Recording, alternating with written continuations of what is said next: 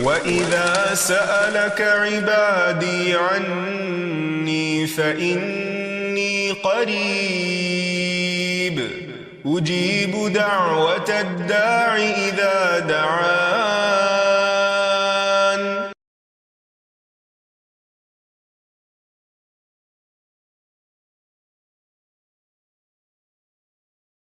نحمده ونصلي على رسوله الكريم اما بعد فاعوذ باللہ من الشیطان الرجیم بسم اللہ الرحمن الرحیم رب اشرح لی صدری ویسر لی امری واحلل عقدۃ من لسانی یفقہوا قولی. السلام علیکم ورحمۃ اللہ وبرکاتہ. ناظرین، پروگرام دعا کیجیے کے ساتھ آپ کی خدمت میں حاضر ہیں. آج ہم انشاءاللہ نظر بد اور حاسد کے شر سے بچنے کی دعائیں آپ کے ساتھ شیئر کریں گے. اللہ سبحانہ وتعالی ہم سب پر بہت ہی مہربان ہے.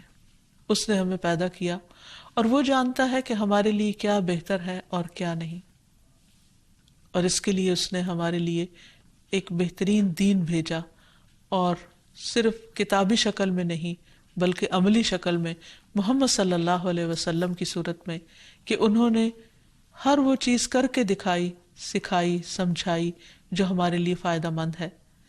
اور اس سلسلے میں ہمیں بعض ان حقیقتوں کے بارے میں بتایا اور ان کی اصل حقیقت بتائی جو اس کے بغیر ہم جان ہی نہیں سکتے تھے. اور ان حقائق میں سے ایک حقیقت یہ ہے کہ انسان کی نظر بھی ایک اثر رکھتی ہے، اور پھر اس سے بچنے کے لیے کیا کیا جائے.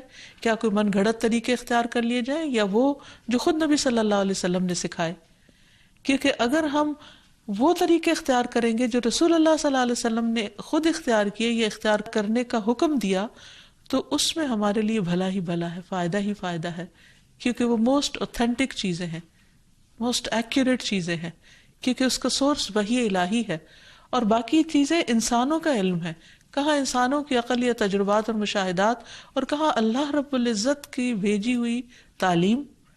تو اس لیے اس سلسلے میں بھی ہم قرآن و سنت سے ہی رہنمائی حاصل کریں گے. اور پھر دعا کرتے وقت یاد رکھیے کہ سب سے پہلے اللہ سبحانہ وتعالیٰ کی حمد و ثنا، اللہ تعالیٰ کی حمد و ثنا میں نبی صلی اللہ علیہ وسلم کی وہ دعائے استفتاح جو صبح تہجد کے وقت آپ پڑھا کرتے تھے بہت ہی خوبصورت ہے. اس میں بہت ہی عمدہ انداز سے آپ صلی اللہ علیہ وسلم اللہ تعالیٰ کی حمد بیان کرتے ہیں. الفاظ ہیں کچھ یوں: اللہم لک الحمد انت قیم السماوات والارض ومن فیہن، ولک الحمد لک ملک السماوات والارض ومن فیہن، ولک الحمد انت نور السماوات والارض، ولک الحمد انت الحق ووعدک الحق ولقاؤک حق وقولک حق والجنة حق والنار حق والنبیون حق ومحمد صلی اللہ علیہ وسلم حق والساعۃ حق. اے اللہ، ہر طرح کی تعریف تیرے ہی لیے ہے. تو آسمان اور زمین اور ان میں رہنے والی تمام مخلوق کو قائم رکھنے والا ہے. ہم تمام کی تمام بس تیرے ہی لیے مناسب ہے. آسمان اور زمین اور ان کی تمام مخلوقات پر بادشاہت صرف تیرے ہی لیے ہے اور تعریف تیرے ہی لیے ہے. تو آسمان و زمین کا نور ہے اور تعریف تیرے ہی لیے ہے.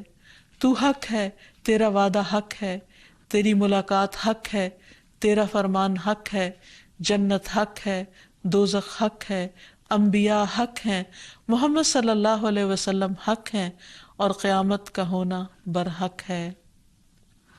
اور پھر اللہ تعالیٰ کی حمد و ثنا کے بعد درود شریف کا پڑھنا دعاؤں کی قبولیت کا ذریعہ بنتا ہے.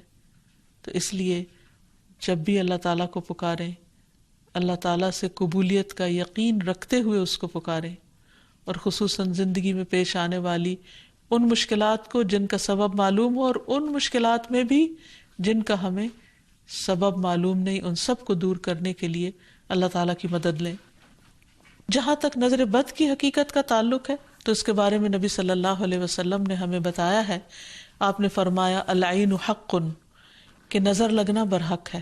یعنی انسانی نظر کے اندر ایسی ریز ہوتی ہیں، ایسی تاثیر ہوتی ہے جو دوسرے کے اوپر جا کر اثر انداز ہوتی ہے اور اس کو نقصان پہنچا سکتی ہے، لیکن یہ ہوتا ہے اللہ کے اذن سے، اللہ کے حکم سے۔ اللہ تعالیٰ جس چیز میں چاہے خیر رکھ دے، جس چیز میں چاہے تکلیف کا عنصر رکھ دے، اور اس کے ہر فیصلے میں خیر و بھلائی ہی ہے۔ جو کچھ ہوتا ہے وہ اسی کے حکم سے ہوتا ہے۔ مثلا ہم دیکھتے ہیں کہ یعقوب علیہ السلام کے بیٹے جب مصر میں سب جا رہے تھے تو انہوں نے خاص طور پر ان کو تلقین کی تھی کہ تم ایک دروازے سے داخل نہیں ہونا، اور اس کی وجہ یہی تھی کہ ان کو ڈر تھا کہ کہیں یہ سارے نوجوان اکٹھے جب مل کر داخل ہوں گے تو دیکھنے والوں کی نظر کا شکار نہ ہو جائیں۔ تو انہوں نے کہا وما اغنی عنکم من اللہ من شیء ان الحکم الا للہ علیہ توکلت وعلیہ فلیتوکل المتوکلون۔ تو انہوں نے کہا کہ میں تمہیں یہ ترکیب بھی بتا سکتا ہوں، لیکن میں تم سے اللہ کی طرف سے آنے والی کوئی چیز ہٹا نہیں سکتا، یعنی اگر پھر بھی اللہ کا حکم تم پر نافذ ہونا ہوا، کوئی نقصان پہنچنا ہوا، تو پھر میں کچھ نہیں کر سکتا، حالانکہ وہ اللہ کے پیغمبر تھے۔ حکم اللہ کے سوا کسی کا نہیں، اسی پر میں نے بھروسہ کیا، اور اسی پر لازم ہے کہ سب بھروسہ کرنے والے بھروسہ کریں۔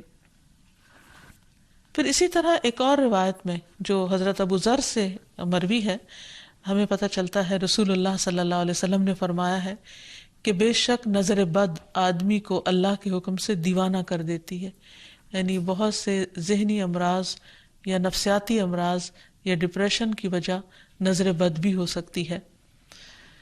نظر بد کے بعض اوقات فزیکل اثرات بھی ہوتے ہیں، یعنی جسمانی اثرات بھی ہوتے ہیں۔ مثلاً ایک روایت میں آتا ہے کہ ام سلمہ رضی اللہ تعالیٰ عنہ کہتی ہیں کہ نبی صلی اللہ علیہ وسلم نے ان کے گھر میں ایک لڑکی دیکھی جس کے چہرے پر نظر بد کی وجہ سے کالے دھبے پڑ گئے تھے، یعنی چہرے کا رنگ خراب ہو چکا تھا۔ تو نبی صلی اللہ علیہ وسلم نے فرمایا کہ اس پر دم کرو کیونکہ اس سے نظر بد لگ گئی ہے۔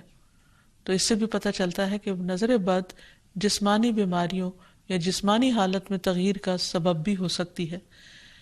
پھر آپ نے یہ بھی فرمایا کہ نظر بد آدمی کو اللہ کے حکم سے دیوانہ کر دیتی ہے، حتیٰ کہ بعض اوقات انسان اونچی جگہ پر چڑھتا ہے اور پھر وہاں سے گر پڑتا ہے۔ یعنی بعض اوقات بچے آپ نے دیکھا ہوگا کہ کھیل رہے ہوتے ہیں، اچھے بھلے کھیل رہے ہوتے ہیں، ایک دم ماں باپ دیکھ کر خوش ہوتے ہیں، اچانک وہ ایسی چیز سے جا ٹکراتے ہیں کہ بعض اوقات بڑے بڑے حادثات ہو جاتے ہیں۔ تو ایسی صورت میں جب بھی انسان کسی چیز کو دیکھے جس پر دل خوش ہونے لگے تو فوراً ماشاء اللہ پڑھے، اللہ کا ذکر کرے، تو پھر نظر کے برے اثرات سے محفوظ رہا جا سکتا ہے۔ پھر اسی طرح بعض اوقات بچے بلا وجہ رونا شروع کر دیتے ہیں اور چپ ہی نہیں ہوتے، تو اس میں بھی نظر بد کا اثر ہوتا ہے۔ حضرت عائشہ کہتی ہیں کہ ایک مرتبہ نبی صلی اللہ علیہ وسلم تشریف لائے تو ایک بچے کے رونے کی آواز سنی۔ آپ نے فرمایا کہ یہ بچہ کیوں رو رہا ہے؟ تم اس کی نظر کیوں نہیں اتارتے؟ یعنی اس پر ایسے اذکار پڑھے جائیں کہ جس کی وجہ سے اس کی یہ تکلیف دور ہو جائے۔ پھر اسی طرح بچوں کا کمزور ہونا، ان کی صحت درست نہ ہونا۔ آپ صلی اللہ علیہ وسلم نے حضرت اسماء بنت امیس سے کہا، کیا بات ہے کہ میں اپنے بھائی جعفر کے بیٹوں کے جسموں کو دبلا پتلا دیکھ رہا ہوں، یعنی ان کی صحت اچھی نہیں ہے، کیا انہیں فقر و فاقہ رہتا ہے، یعنی کھانے کو کچھ نہیں ملتا؟ انہوں نے عرض کیا، نہیں، بلکہ انہیں بہت جلد نظر لگ جاتی ہے۔ آپ نے فرمایا انہیں دم کرو۔ انہوں نے آپ کے سامنے چند کلمات پیش کیے تو آپ نے فرمایا انہیں دم کرو، یعنی ان کلمات کے ساتھ دم کرو۔ وہ کلمات انشاءاللہ آگے بتائے جائیں گے۔ پھر اسی طرح بعض اوقات نظر بد کی وجہ سے جان بھی خطرے میں پڑ جاتی ہے یا انسان شدید بیمار ہو جاتا ہے، اور آپ صلی اللہ علیہ وسلم نے خصوصی طور پر ایک موقع پر جب ایک صحابی نے دوسرے کو دیکھا تو ان کی طبیعت خراب ہو گئی، تو آپ صلی اللہ علیہ وسلم نے خود ان کے سینے پر 3 دفعہ ہاتھ مارا اور یہ دعا پڑھی، اللہم اذھب عنہ حرہا وبردہا ووصبہا، اے اللہ اس کی گرمی اور سردی اور بیماری اور لاغری دور کر دے۔ پھر کھڑے ہوئے اور فرمایا، جب کسی کو اپنے بھائی کا وجود یا کوئی مال پسند آئے، یعنی کوئی چیز اٹریکٹ کرے، تو اس کے لیے برکت کی دعا کرے، کیونکہ نظر لگ جانا برحق ہے۔ تو اس حدیث سے بھی پتہ چلتا ہے، اور یہ سلسلہ صحیحہ کی صحیح حدیث ہے، اور جن کو نظر لگی تھی وہ حضرت سہل تھے، اور یہ تفصیلی روایت ہمیں حدیث کی کتاب سے مل جاتی ہے۔ پھر اسی طرح نظر کی وجہ سے بعض اوقات موت تک واقع ہو جاتی ہے۔ آپ صلی اللہ علیہ وسلم نے فرمایا کہ اللہ کی قضاء و قدر کے بعد نظر بد ہی میری امت کے اکثر لوگوں کی موت کا سبب بن جاتی ہے۔ اچانک پھر کوئی ایسی بیماری آ جاتی کہ انسان کی زندگی کے خاتمے کا ذریعہ بن جاتی۔ ایک اور حدیث میں آتا ہے کہ نظر بد آدمی کو قبر میں اور اونٹ کو ہانڈی میں پہنچا دیتی، یعنی اونٹ تڑپنے لگتا ہے تو اس کو نحر کر دیا جاتا ہے اور پھر اس کا گوشت پکا کے کھا لیا جاتا ہے۔ اسی طرح آپ صلی اللہ علیہ وسلم نے یہ بھی فرمایا نظر کا لگ جانا برحق ہے اور یہ اوپر چڑھنے والے کو پھسلا دیتی ہے، یعنی بعض اوقات انسان کا کام ہو رہا ہوتا ہے اور اس میں خلل پیدا ہو جاتا ہے۔ تو اس لیے ہمیں نظر بد سے بچنے کے طریقے معلوم ہونے چاہیے اور صحیح طریقے معلوم ہونے چاہیے۔ سب سے پہلی چیز یہ کہ انسان اللہ کی پناہ مانگے، اللہ تعالیٰ سے حفاظت طلب کرے۔ رسول اللہ صلی اللہ علیہ وسلم نے فرمایا اللہ تعالیٰ سے نظر لگنے سے پناہ مانگو، کیونکہ نظر کا لگ جانا برحق ہے، یعنی اللہ کے سوا کون ہو سکتا ہے جو انسان کو اپنی حفاظت دے۔ پھر اسی طرح جس کی نعمت دیکھی جائے اسے ہمیشہ برکت کی دعا دی جائے، مبارک دی جائے، تاکہ وہ شر سے محفوظ رہے۔ رسول اللہ صلی اللہ علیہ وسلم نے فرمایا جب تم میں سے کوئی اپنے بھائی یا اس کی ذات یا مال میں کوئی ایسی چیز دیکھے جو اسے پسند آئے تو اسے چاہیے کہ وہ اسے برکت کی دعا دے، کیونکہ نظر کا لگ جانا برحق ہے۔ پھر اسی طرح یہ ہے کہ انسان دم کرے۔ حضرت انس کہتے ہیں کہ رسول اللہ صلی اللہ علیہ وسلم نے نظر بد، ڈنک اور نملہ کی بیماری کے لیے دم کی اجازت دی ہے۔ نملہ کی بیماری میں پسلی دانوں سے بھر جاتی ہے۔ پھر حضرت عائشہ فرماتی ہے کہ رسول اللہ صلی اللہ علیہ وسلم نے مجھے حکم دیا کہ نظر بد لگ جانے پر دم کیا جائے۔ پھر اسی طرح بخار، پہلو کے پھوڑے اور نظر بد میں دم کی اجازت دی گئی ہے۔ خصوصی طور پر چھوٹے بچوں کو دم کرتے رہنا چاہیے، اور جتنی بھی مائیں ہیں وہ ان کی تعلیم و تربیت کے حصے میں یہ بات شامل ہونی چاہیے کہ وہ چھوٹے بچوں کو صبح و شام کی دعائیں پڑھ کر یا اللہ تعالیٰ کا ذکر کر کے دم کرتی رہیں، خصوصاً نظر بد کی دعا۔ حضرت اسماء کہتی ہے کہ ایک مرتبہ انہوں نے عرض کیا یا رسول اللہ صلی اللہ علیہ وسلم، جعفر کے بچوں کو نظر لگ جاتی ہے، کیا میں ان پہ دم کر سکتی ہوں؟ تو آپ نے فرمایا ہاں، اگر کوئی چیز تقدیر سے سبقت لے جا سکتی تو وہ نظر بد ہوتی، یعنی اتنے اس کے اثرات ہوتے ہیں۔ پھر اسی طرح نظر بد کے علاج میں یہ بات بھی بہت مفید ہے جو نبی صلی اللہ علیہ وسلم کی سنت سے ثابت ہے کہ نظر لگانے والے کے وضو کے بچے ہوئے پانی سے اس کو غسل کرایا جائے، یعنی جس کو نظر لگی ہو۔ ایک اور روایت میں آتا ہے کہ آپ صلی اللہ علیہ وسلم نے فرمایا نظر بد لگنا برحق ہے، اگر کوئی چیز تقدیر پر غالب ہو سکتی تو وہ نظر بد ہے۔ جب لوگ تمہیں غسل کرنے کا کہیں تو غسل کر دو، یعنی اس کو برا نہ مانو، کیونکہ یہ ایک چیز ہے ہونے والی۔ اگر کسی کے آنے سے یا اچانک دیکھنے سے یا کسی کی بات سے یا تعریف سے دوسرے شخص کی طبیعت خراب ہو گئی ہے تو اس سے واضح طور پر پتہ چلتا ہے کہ کوئی ایسے ہی اثرات ہوئے ہیں، اور اگر وہ طلب کرے کہ وضو کر کے پانی دے دو تو دے دینا چاہیے، اس کو برا نہیں سمجھنا چاہیے۔ لیکن یہ یاد رکھیے کہ نظر بد کے اتار کے لیے غیر شرعی کام کرنا یہ درست نہیں، یعنی وہ چیزیں جن کا سنت سے کوئی ثبوت نہیں ملتا، جیسے بعض لوگ مرچیں جلاتے ہیں یا بعض لوگ کالے دھاگے پہن لیتے ہیں یا کوئی ایسے نشان لگا لیتے ہیں، تو ان چیزوں سے پرہیز کرنا چاہیے۔ کیونکہ نبی صلی اللہ علیہ وسلم نے ایک مرتبہ ایک قاصد کو روانہ فرمایا اور فرمایا کہ کسی اونٹ کے گلے میں کوئی تانت یا کوئی قلادہ باقی نہ چھوڑا جائے مگر اسے کاٹ ڈالا جائے۔ تو مالک نے کہا کہ یہ لوگ قلادے نظر بد سے بچانے کے لیے ڈالتے ہیں، یعنی ایسے دھاگے ڈال دیتے ہیں، تو آپ نے فرمایا ان کو کاٹ کے ختم کر دیا جائے۔ پھر اسی طرح شرکیہ دم نہیں کرنے چاہیے جس میں اللہ سبحانہ وتعالیٰ کے علاوہ کسی اور کو پکارا گیا ہو یا ان کا نام لیا گیا ہو۔ اور دعاؤں میں خصوصاً معوذتین بہت مفید ہیں، قل اعوذ برب الفلق اور قل اعوذ برب الناس آخر تک 3 بار پڑھ کر مریض پر دم کیا جائے۔ رسول اللہ صلی اللہ علیہ وسلم جنوں اور انسانوں کی نظر بد سے پناہ مانگا کرتے تھے، یہاں تک کہ یہ 2 صورتیں نازل ہوئی۔ جب یہ نازل ہوئی تو آپ نے انہیں پڑھنا شروع کر دیا اور ان کے علاوہ سب کچھ چھوڑ دیا۔ پھر اسی طرح ماشاء اللہ پڑھتے رہنا چاہیے۔ قرآن مجید میں آتا ہے وَلَوْلَا إِذْ دَخَلْتَ جَنَّتَكَ قُلْتَ مَا شَاءَ اللَّهُ لَا قُوَّةَ إِلَّا بِاللَّهِ، اور جب تو اپنے باغ میں داخل ہوا تو تم نے یہ کیوں نہ پڑھا کہ ماشاء اللہ لا قوت الا باللہ. یہ اس شخص کو کہا گیا جس کا باغ جل گیا تھا. سورۃ کہف میں اس کی کہانی موجود ہے. اور اس کا معنی کیا ہے کہ وہی ہوتا ہے جو اللہ چاہتا ہے، اور اللہ کی توفیق کے بغیر کسی کا کچھ زور نہیں. پھر اسی طرح کچھ دیگر مسنون دعائیں ہیں جن کا پڑھنا نظر کے لیے فائدہ مند ہے. ابن عباس کہتے ہیں کہ نبی صلی اللہ علیہ وسلم حضرت حسن اور حسین کے لیے پناہ طلب کیا کرتے تھے اور فرماتے تھے کہ تمہارے دادا ابراہیم علیہ السلام بھی ان کلمات کے ذریعے اسماعیل اور اسحاق علیہم السلام کے لیے اللہ کی پناہ مانگا کرتے تھے. اعوذ بکلمات اللہ التامۃ من کل شیطان وہامۃ ومن کل عین لامۃ. میں پناہ مانگتا ہوں اللہ کے پورے پورے کلمات کے ذریعے ہر ایک شیطان سے، ہر زہریلے جانور سے اور ہر نقصان پہنچانے والی نظر بد سے. پھر اسی طرح ایک اور دم بھی ہے. حضرت عائشہ کہتی ہے کہ میں رسول اللہ صلی اللہ علیہ وسلم پر نظر بد سے حفاظت کے لیے دم کیا کرتی تھی، یعنی وہ خود کرتی تھی، اور وہ اس طرح کہ میں اپنا ہاتھ ان کے سینے پر رکھتی اور یہ دعا پڑھتی امسح البأس رب الناس بیدک الشفاء لا کاشف لہ الا انت. اے لوگوں کے رب، اس تکلیف کو دور فرما دے، شفا تیرے ہاتھ میں ہے اور تیرے علاوہ کہیں اور سے شفا نہیں مل سکتی. اسی طرح حاسد کا حسد بھی نقصان دیتا ہے، جس سے بچنے کے لیے اللہ سبحانہ وتعالیٰ نے قل اعوذ برب الفلق اتاری، جس کے آخر میں آتا ہے ومن شر حاسد اذا حسد، کہ حاسد کے حسد سے بچنے کے لیے اللہ تو مجھے اپنی پناہ میں رکھ. اور حسد کہتے ہیں کسی انسان کو ملنے والی نعمت کے ختم ہونے کی تمنا کرنا، خواہ خود کو حاصل کرنے کا شوق ہو یا نہ ہو، یا تمنا ہو یا نہ ہو. تو اس سے منع کیا گیا ہے، اس کی حرمت بیان کی گئی ہے.